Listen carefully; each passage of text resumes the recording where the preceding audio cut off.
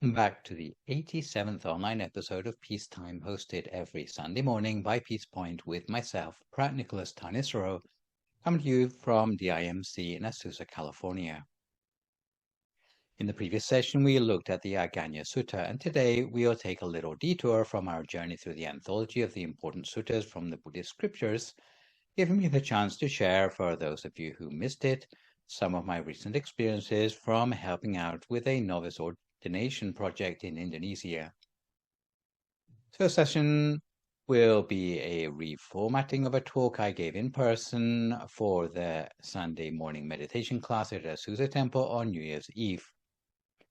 So today I expect today's session will take about 1 hour with a 50-minute talk on the situation of Buddhism in Indonesia, half an hour of meditation, and 50 minutes on the teaching I was doing in Indonesia. So for those of you who have been keeping track, you will have noticed that I disappeared for a week over Christmas, and in fact I was fulfilling a long-standing invitation to travel to Indonesia, because at the end of the year it's customary for the Buddhist youth of Indonesia to spend the holiday season training themselves spiritually in various ways, whether it's youth camps or ordinations. And the Dhammakaya branches, which we have in Indonesia, were organizing a training program for young monks over the course of 2 weeks. So I agreed to go and help out with some of the teaching for that ordination scheme. And the place which they chose the ordination very suitably was the place of pilgrimage in Indonesia known as Borobodur. So in the center of the island of Java is a place which itself has quite a colorful history. It's actually just over 1,000 years old. So it was built in Common Era 800 out of the volcanic rock andesite. So gray colored, a little bit like pumice, but more resistant than that. And the actual form of the pagoda has led it to be given the tagline, the biggest temple in the world. I'm not sure exactly how they calculate that, but it definitely has a lot of detail on the actual pagoda itself. There are 2,672 relief panels of Jataka stories and 504 Buddha statues inside those little mini pagodas and along the walkways.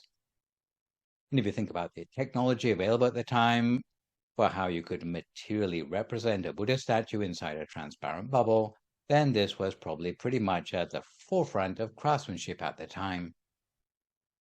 In fact, Indonesia in those days was a Buddhist hub, and from Indonesia, Buddhism spread to many other places, including modern-day Malaysia and also Cambodia. But what you notice if you can read the legend on this map is that it wasn't Theravada Buddhism, so not our Buddhism, but it was more the Chinese Buddhism mixed up with the Tibetan form of Buddhism. So the royal Sailendra dynasty, which provided the actual architects of Borobudur, was in fact a mixture of Buddhists and Hindus, which ruled over a kingdom that spread out from Java to all over Asia. So you might be aware that Buddhism is sometimes divided into 3 denominations: Theravada, Mahayana, and Vajrayana. These are the main 3 denominations, which have some differences between them in terms of practices and, for example, dietary customs. It's important to point out, first of all, that in the very beginning there was not a variety of schools of Buddhism.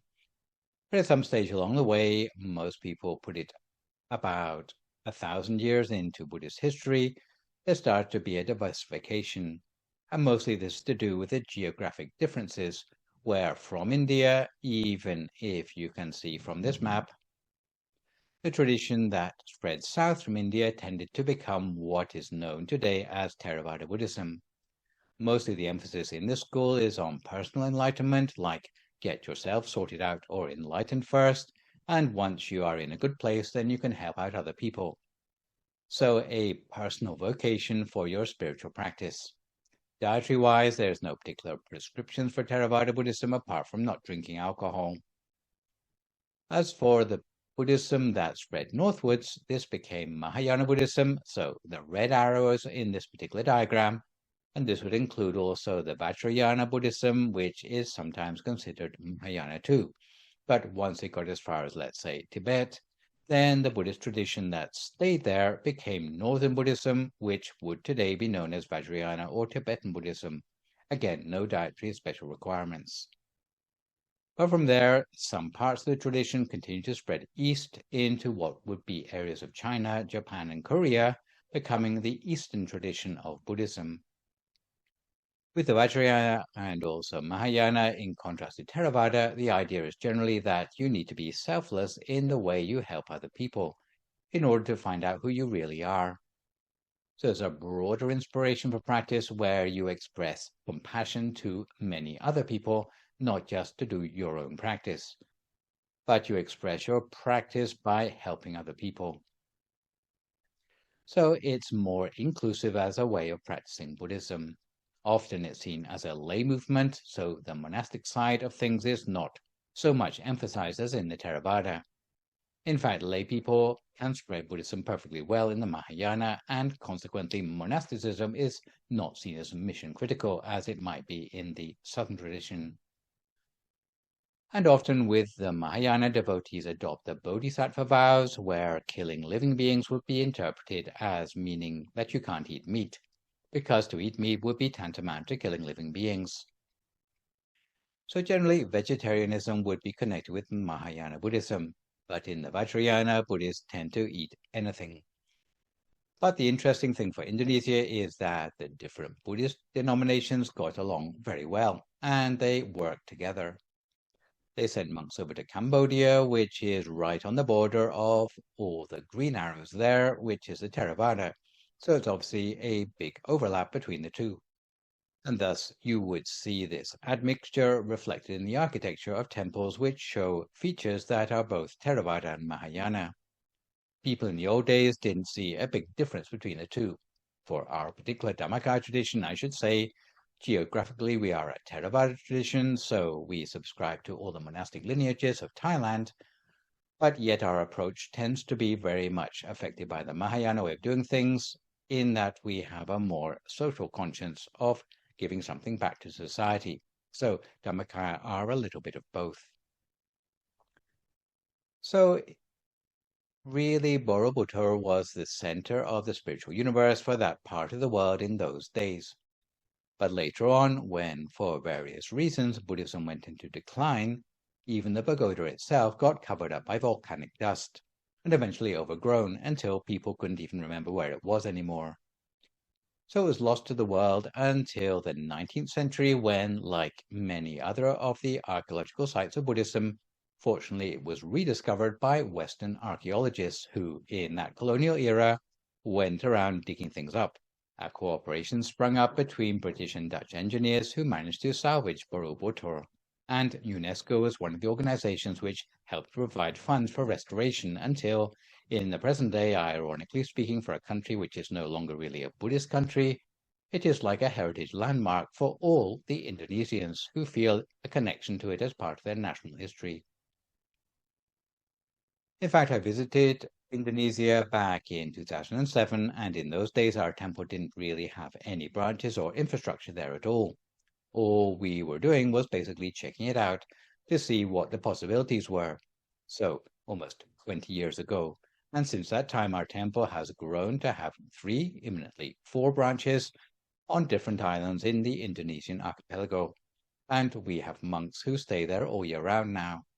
But it was not at all easy to set up those branches because, although Indonesia is what you could call a religious country, and I say that because the state requires each of its citizens to select which religion they belong to, because it's not acceptable to be an atheist since they did away with atheism along with communists back in about 1965.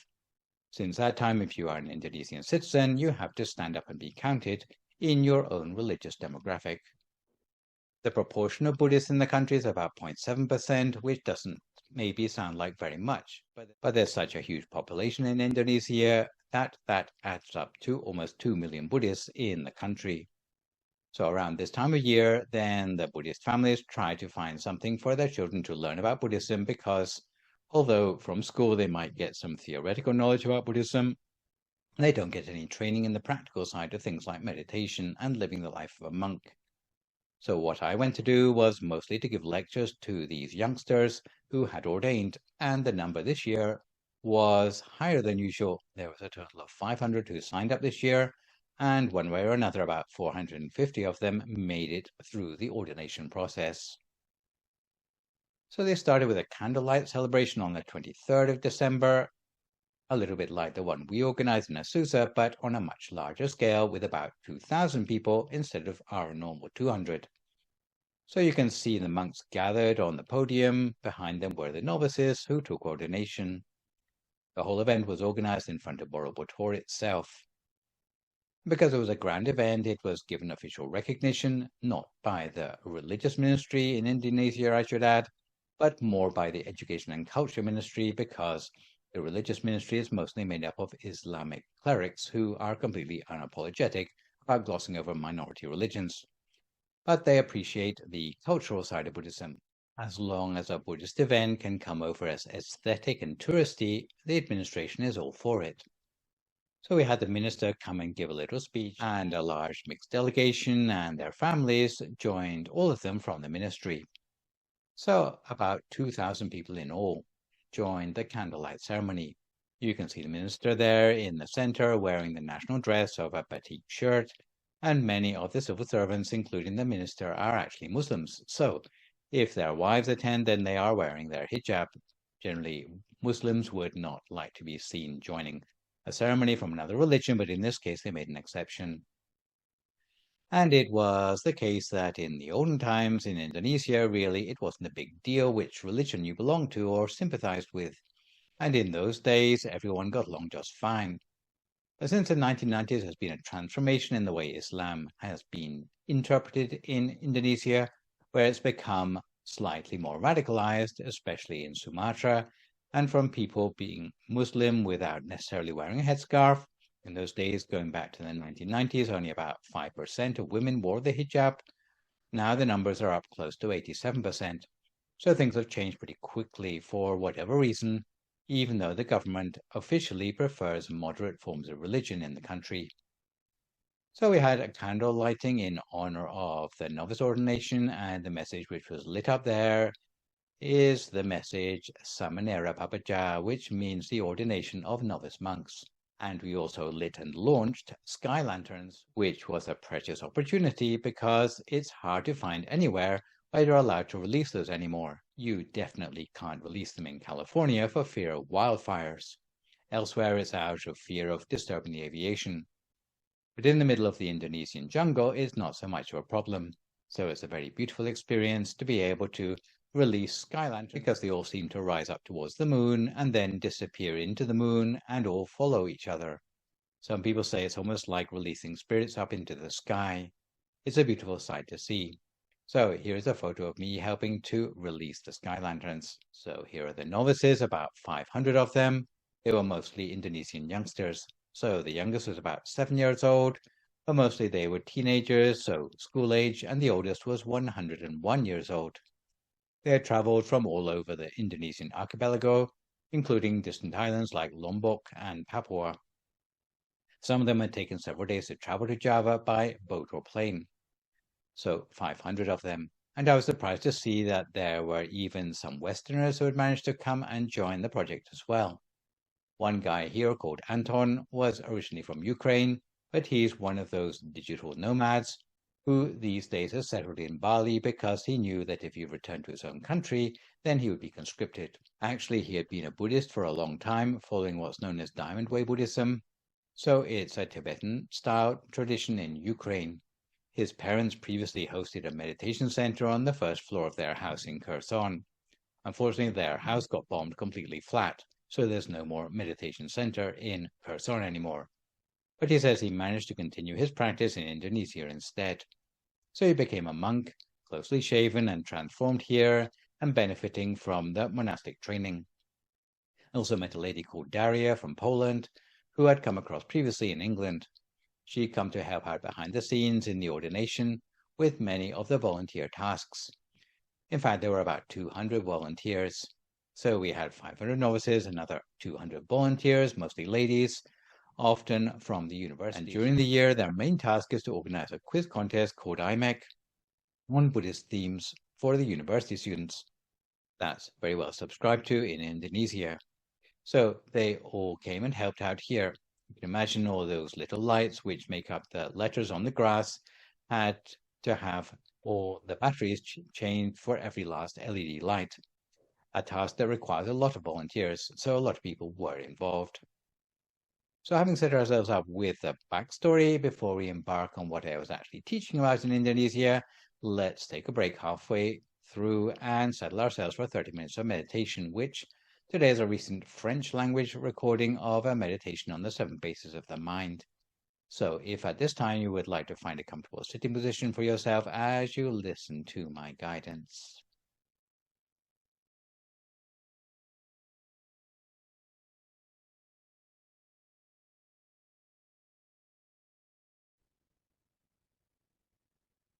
J'aimerais commencer par inviter chacun de vous à trouver une position de méditation confortable. En tailleur, votre jambe droite croisée au-dessus de votre jambe gauche, ou assis sur une chaise, le dos bien droit. Posez votre main droite sur votre main gauche, de manière que la pointe de votre index droite touche celle de votre pouce gauche, paume vers le haut, main reposant sur vos cuisses. En pratique, vous pouvez adopter n'importe quelle autre variation plus relâchée de cette position, une qui vous aide à vous sentir plus à l'aise lorsque vous méditez. À peu près n'importe quelle position excepté allongée. L'important est de vous sentir alerte tout en étant détendu. Votre position corporelle doit être suffisamment confortable pour que votre respiration et votre circulation ne soient pas entravées et pour minimiser toute douleur possible, tout ce qui pourrait perturber la continuité de votre attention. Pour commencer, nous relâchons chaque muscle de notre corps.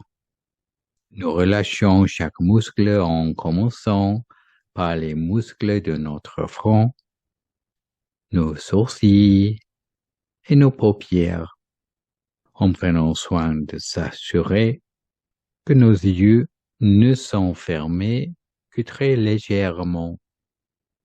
Faites attention à ce qu'il n'y ait pas de pression autour de vos yeux. Les yeux ne sont jamais fermés avec force pendant la méditation, mais très délicatement, de la même manière que nous fermons les yeux quand nous nous endormons.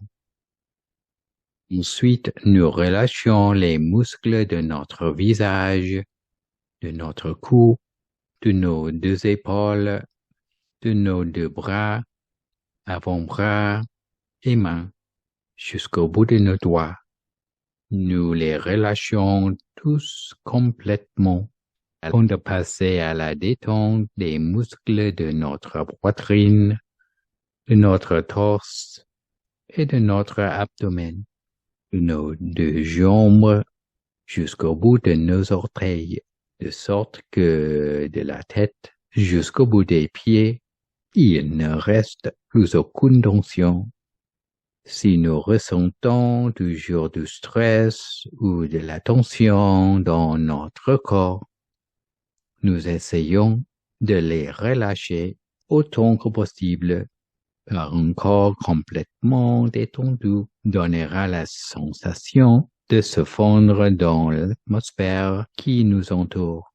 Nous laissons son souci corporel et nous permettons de tourner toute notre attention à la détente de notre état d'esprit.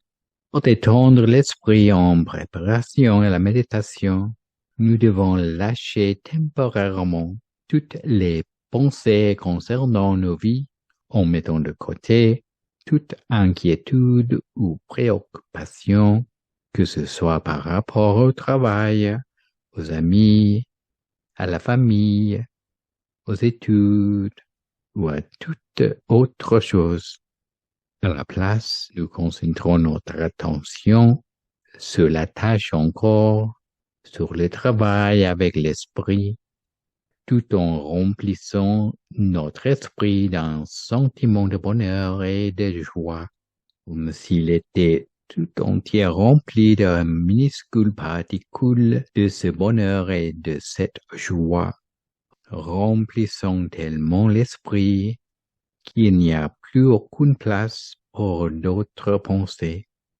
Ainsi, nous rendons notre esprit spacieux, léger, rayonnant et réfléchi, car toutes les qualités sont celles d'un esprit qui glissera aisément vers un sentiment d'harmonie et d'unité, alors que nous nous engageons dans la méditation qui suit.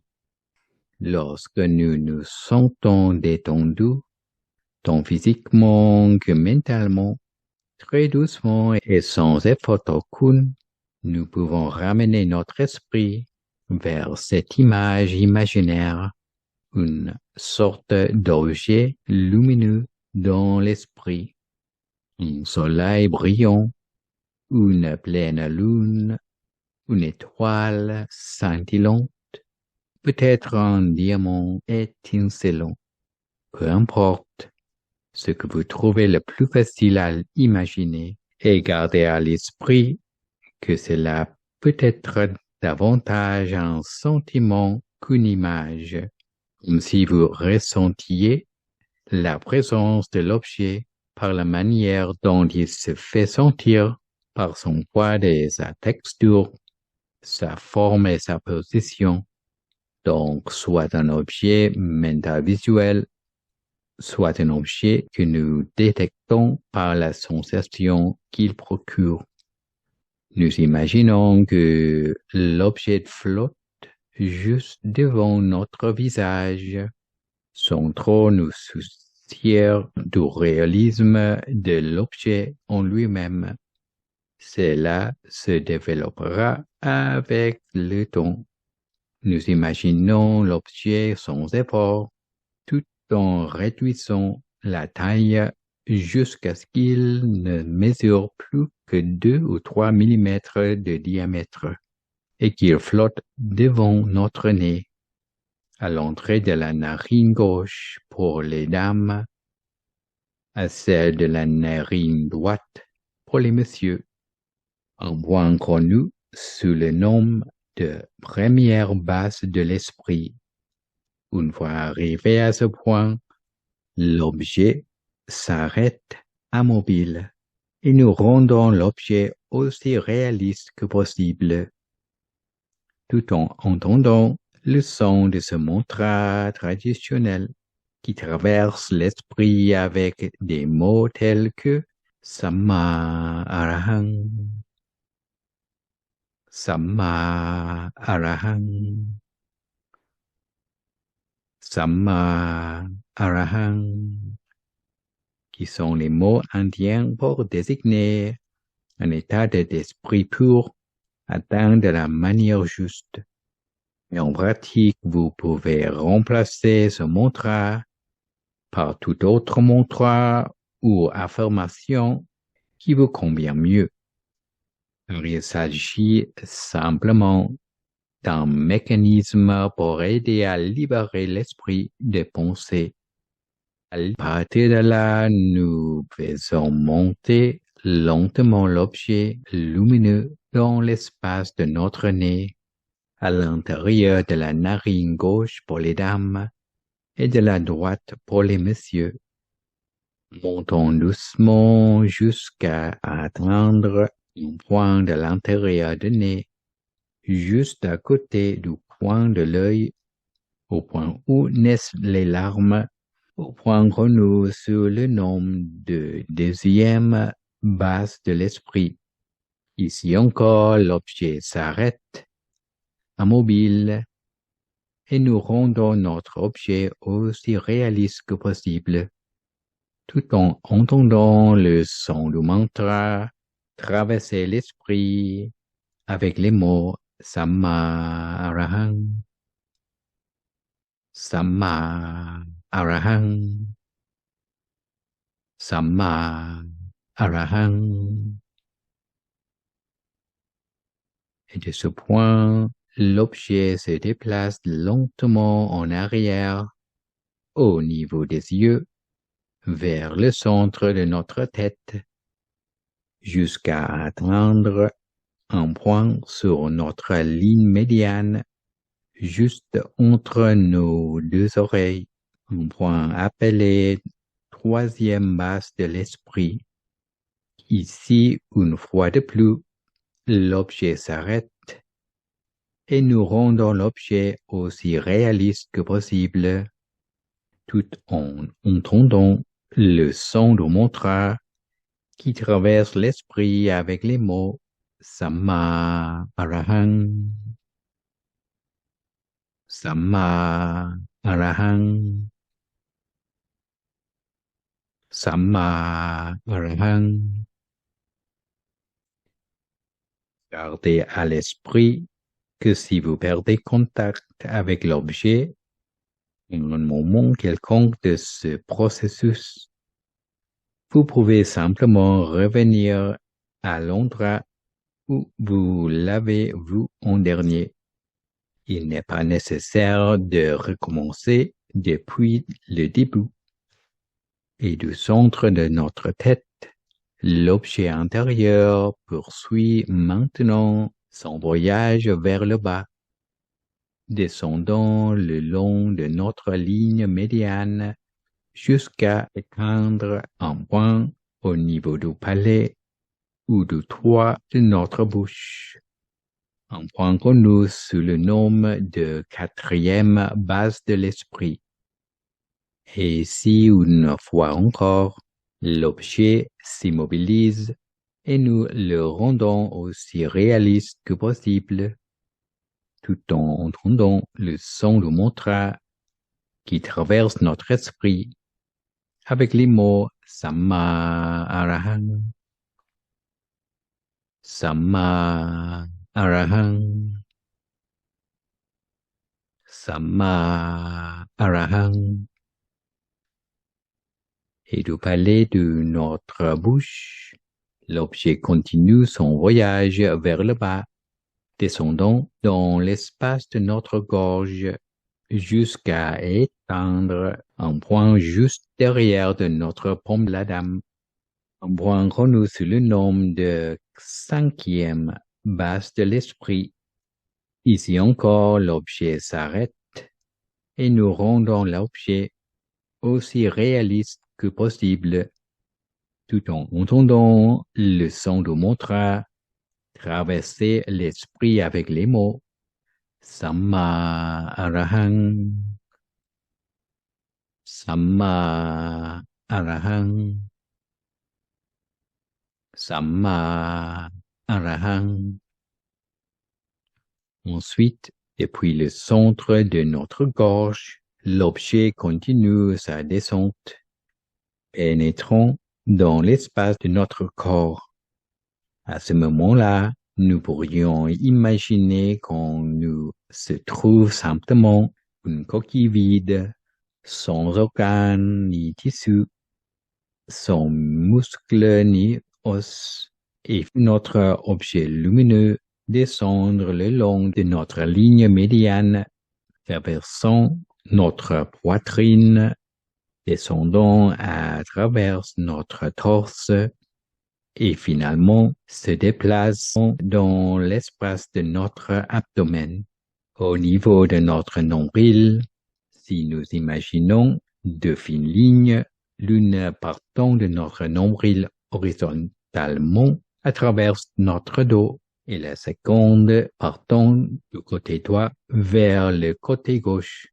Le point d'intersection de ces deux lignes imaginaires est connu sous le nom de sixième base de l'esprit.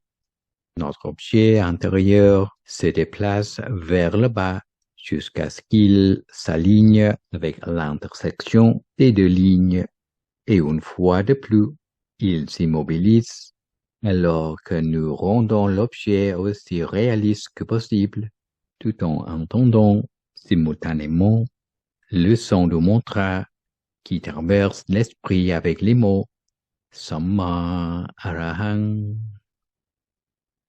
Samma Arahang, Samma Arahang. L'objet se déplace maintenant vers le haut, à 2 doigts d'épaisseur au-dessus du niveau du nombril jusqu'au dernier point de la séquence, connu sous le nom de 7e base de l'esprit. Une fois atteint ce point, nous n'avons plus besoin de déplacer notre objet imaginaire ailleurs. Nous maintenons notre objet intérieur à ce point en nous qui se trouve également être au centre de notre diaphragme, qui est aussi notre plexus solaire et qui est également le point où le souffle se retourne entre l'inspiration et l'expiration. Ainsi, nous conservons maintenant notre objet intérieur à ce point, aussi continuellement que possible, aussi longtemps que possible.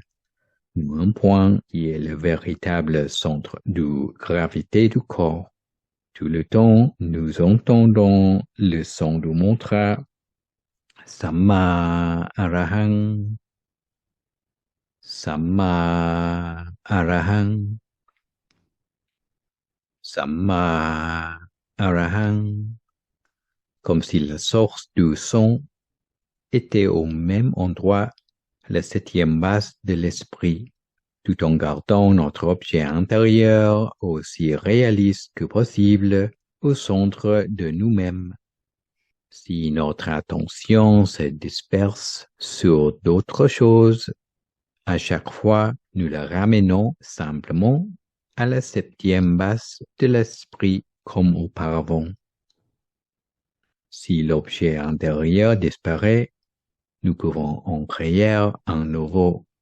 Mais s'il change, nous le suivons simplement dans sa nouvelle forme légèrement et doucement. À mesure que nous poursuivons cet exercice, nous constaterons que l'objet intérieur deviendra progressivement plus clair pour nous. De même, les sensations dans l'esprit deviendront de plus en plus claires, mais en même temps, le nombre de pensées dans l'esprit diminuera progressivement. Elles seront de moins en moins présentes jusqu'à ce que notre objet intérieur atteigne ce qu'on appelle un arrêt au centre de nous-mêmes. Au début, nous constaterons que l'esprit a tendance à vagabonder, parfois vers les sons qui nous entourent, vers les pensées dans notre tête, ou vers les sensations de notre corps. Surtout si nous sommes novices en méditation, nous ne devrions pas être déçus par cela, mais dès que nous nous en rendons compte, nous ramenons simplement notre esprit à l'objet intérieur en nous et au son du mantra, jusqu'à ce qu'éventuellement notre conscience développe un sentiment de familiarité avec ce point au centre de nous-mêmes et que l'esprit commence à rester au centre du corps plus ou moins par seconde nature. Ainsi, maintenant, nous cultivons notre esprit sur la bonne voie au centre de nous-mêmes grâce à notre objet intérieur et aussi en entendant le son du mantra dans notre esprit. Encore et encore, pour quelques instants de plus en silence, jusqu'à ce que nous arrivions au moment approprié.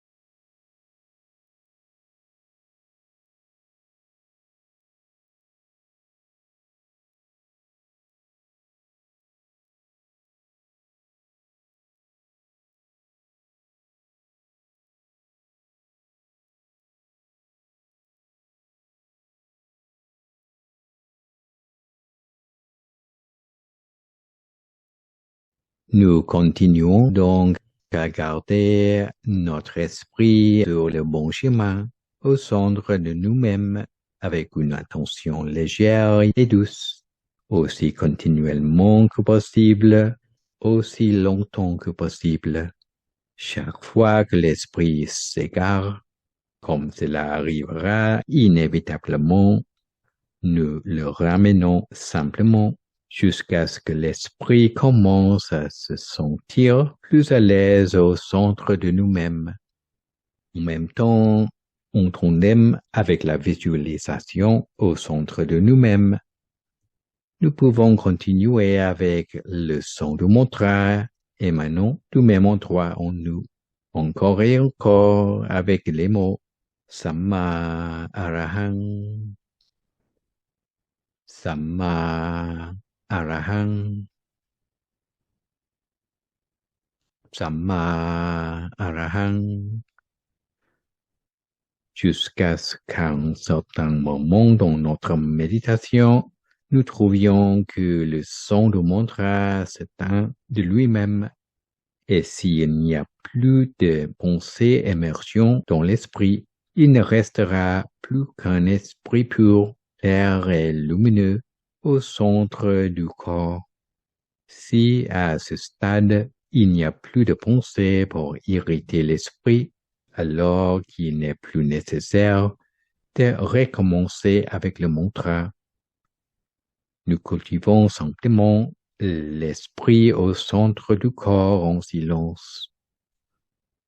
Et alors que l'esprit atteint un sentiment de tranquillité, des sensations de bonheur et de purité lumineuse commencent à surgir d'elles-mêmes comme un sous-produit automatique du processus. Pour le moment, nous cultivons notre esprit en silence, légèrement et doucement, pendant encore quelques instants. Maintenant notre esprit immobile au centre de nous-mêmes. Je renvoie chacun à sa propre méditation pour encore quelques instants en silence jusqu'à ce que nous arrivions au moment approprié.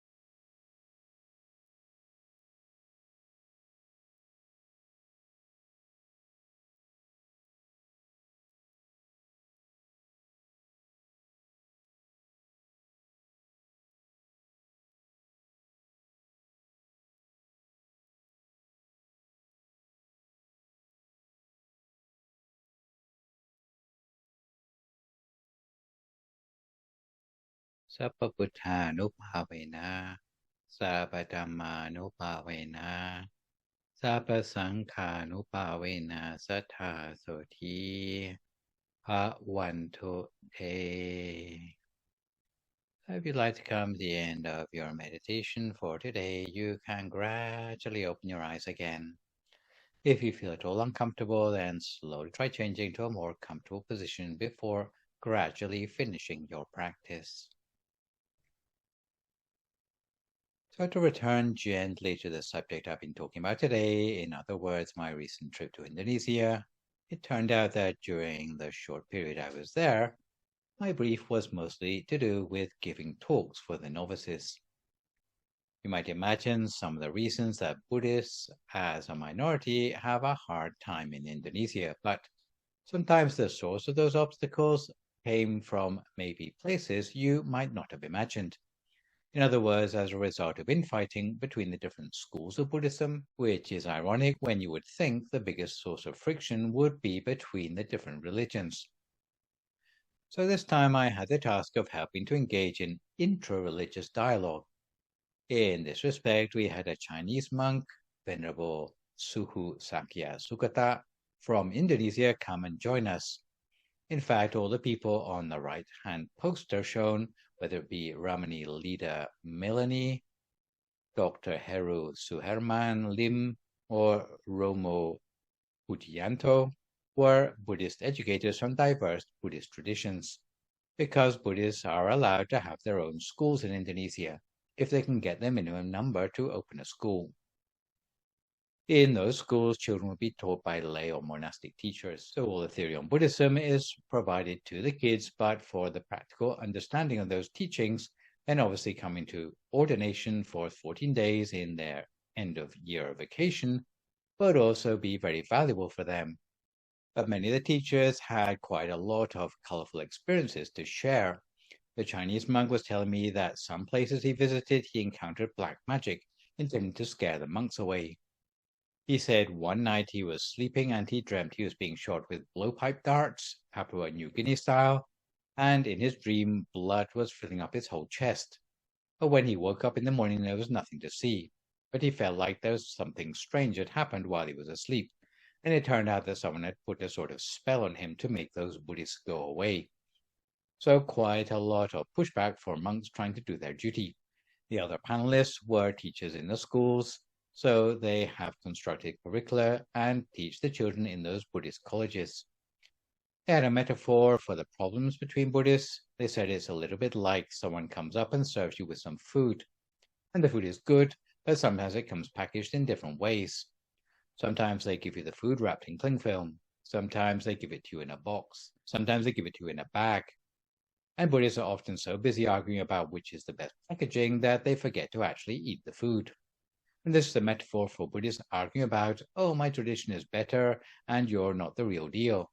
So they are so busy arguing about these things that no one actually gets down to serious practice. So they said it's time to overcome these differences because otherwise, when Buddhists are so few in the first place, it will only make things worse if they refuse to work together. The Chinese monk told me it's very hard to open a new temple or meditation center in Indonesia at all. And that might sound quite disastrous, but in fact, for the most part, temples are just places where people go to light incense and make wishes for their ancestors. So actually not having a temple is maybe not so much of a big deal. But Buddhists have been able to make a meaningful contribution more in terms of education. Since Indonesians generally respect education a lot, by going through the channel of education, they have managed to keep the tradition going. And this has been the case with our International Morality and Ethics Quiz Contest, called IMEC for short, where our volunteers have gained a lot of traction over the last 10 years or so. When I was teaching the novices, mostly, as you might imagine, they were just fascinated to hear a Westerner giving a talk about Buddhism, because somehow it counts for more than hearing the same thing from an Asian mouth. The novices were very excited about what I taught and had a lot of good questions from every session. So some of the sessions were just like basic Buddhism and so on.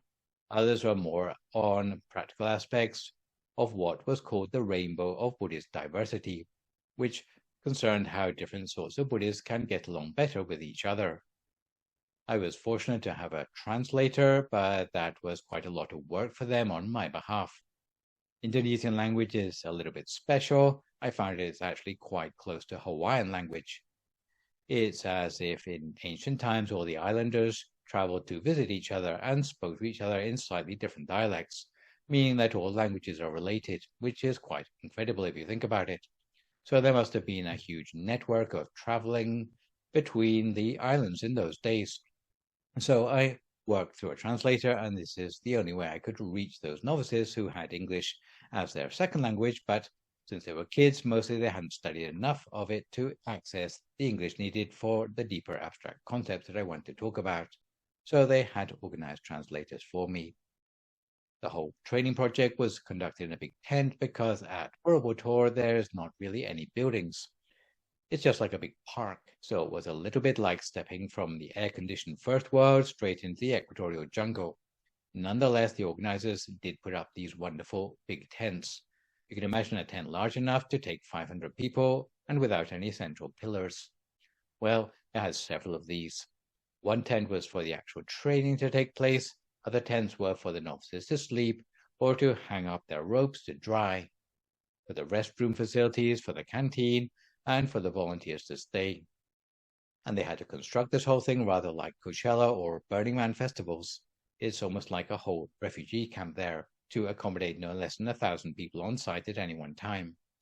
So very major preparations.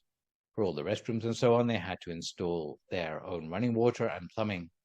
The tents had some rudimentary swamp-style air conditioning, which kept them cool inside because they were contending with tropical heat. So some cooling systems helped to keep things bearable. However, there was a constant task of running repairs throughout the 2 weeks, so it was definitely a sight to be seen. So these days, Buddhists represent the majority only in 2 locations in Indonesia. Borobudur is one of them, located in central Java, and it attracts members of the Buddhist community to settle because it's an obvious place of pilgrimage. The other location is further north in the Meranti Islands between Sumatra and Singapore.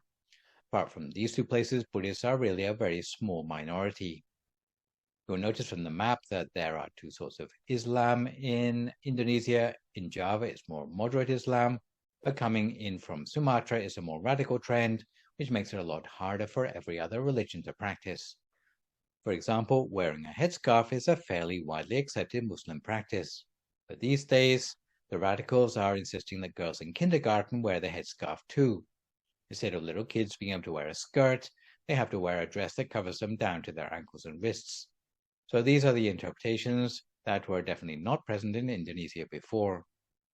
They are ideas that have been imported from the Middle East. I don't know the details of things like whether schools are co-ed or segregated, but I do know that UNESCO is particularly worried about, for Indonesia, concerning the whole FGM phenomenon, and you can look it up for yourself if you don't know what that is. But certainly there is an international effort to re-educate young people to have a slightly more respectful attitude to the female body generally, because that has somehow gone adrift with the radicalization in Sumatra. So this is what Buddhists are trying to contend with, and the pushback they're getting sometimes means a Buddhist statue in a temple gets banned and removed by the neighbors who claim that it's idolatry or whatever. So it's an uphill struggle just to remain a Buddhist. In many places, Buddhists have become like an endangered species. So part of the reason I was invited to go all the way from the US to Indonesia was to give Buddhists the encouragement and boost their self-esteem, or at least to restore pride in their own chosen religion there, so that there can be a new generation for the future as well. Really, within Indonesian society, lots of people like Buddhism. It's not just Buddhists themselves, but Indonesians generally. For as long as the radical ones don't get to them, everyone is fine with Buddhism. Around Borobudur, you find a lot of self-identifying Muslims actually helping to sweep the place every day for free, because they enjoy helping out as volunteers. Among the 200 temple volunteers I mentioned, a lot of them are actually Muslims too. But they like to help out because their friends are also helping out in the same way. There are not clear demarcations along religious lines. However, the divisions between religion get more pronounced as radicalization increases, which is sad. In the old days, Indonesians got along really well between different religions. In some other countries where there has been tensions between religions, they used to send in the Indonesians to arbitrate because they were so good at it. So it'd be a shame to lose that goodwill. This picture actually shows the people turning out to see a procession of monks passing by. And in our branches in Indonesia, we also have Muslims who come to learn meditation alongside the morals and ethics quiz contest as well. So religious cooperation is not completely beyond the pale. But what I noticed for Muslims joining the ceremonies was that generally they would prefer not to be caught on camera, especially if it's obvious that they are learning about Buddhism. But others are more open-minded. So as long as you avoid dogmatism in Indonesia, it's a very interesting society. But at the same time, it's a question of how much you can say to encourage people to see the value of what they're practicing without reflecting negatively on other spiritual traditions in that country. Really, Indonesia has examples of every religion. You notice that some of the islands are more Christian or Hindu, Bali, for example. So there's really every variety of religion in that archipelago. So it's actually quite an interesting country if you ever have the chance to visit. So today I've been looking at my Indonesian-themed travelogue for my next live session online, which will, fingers crossed, be a week on Sunday morning. We'll have a look at the topic of You Are Respected. So for good measure, I'd like to remind viewers that you can email your questions about meditation or what you've heard in the lecture to the email address that you can see spelled out on the slide, and I'll do my best to answer these on my next session. In the meantime, to avoid recklessness or complacency as we continue to deal with the knock-on health and economic effects of the pandemic, maintain a positive mood, speak only positive words, forgive others, extend good wishes to others, and meditate daily. Hopefully, as a result of today's session, you will learn to value the opportunity to really practice meditation and Buddhism in the country where you live. So, this is me, Phra Nicholas Thanissaro, signing off for now. So long, folks, and stay safe.